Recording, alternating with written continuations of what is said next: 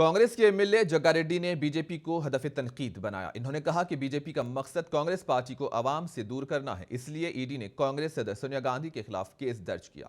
इन्होंने कहा कि गुजरात में वजीर आजम मोदी और मरकजी वजीर दाखिला अमित शाह के खिलाफ मुजरिमाना मुकदमात हैं, क्योंकि उन्होंने सियासी और मजहबी कत्ल किया। इन्होंने कहा कि कांग्रेस में जो लोग हैं वो मुजरिम नहीं हैं। जग्गा रेड्डी ने कहा कि बीजेपी सीबीआई और ईडी में रुकावट डालकर कांग्रेस के खिलाफ साजिश कर रही है। इन्होंने कहा कि वह सियासी तौर पर सोनिया गांधी और राहुल गांधी का सामना करने के काबिल नहीं है, वो छोटी मोटी वजूहात की बिना पर परेशान कर रहे हैं।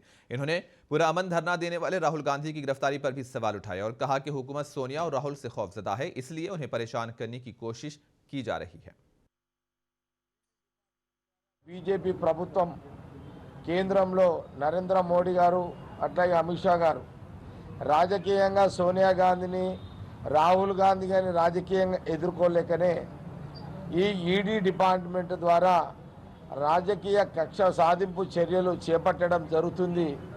ఇది యావత్ భారతదేశం కాంగ్రెస్ పార్టీ నాయకత్వము తీవ్రంగా బీజేపీ ప్రభుత్వాన్ని వ్యతిరేకిస్తూ సోనియా గాంధీ రాహుల్ గాంధీ నాయకత్వాన్ని బలపరుస్తూ వాళ్ళని ఎన్నిసార్లు పిలిచినా ఒక భారతదేశంలో కాంగ్రెస్ పార్టీ నాయకత్వం వాళ్ళకు అండగా ఉంటుంది, ఇది చరిత్ర।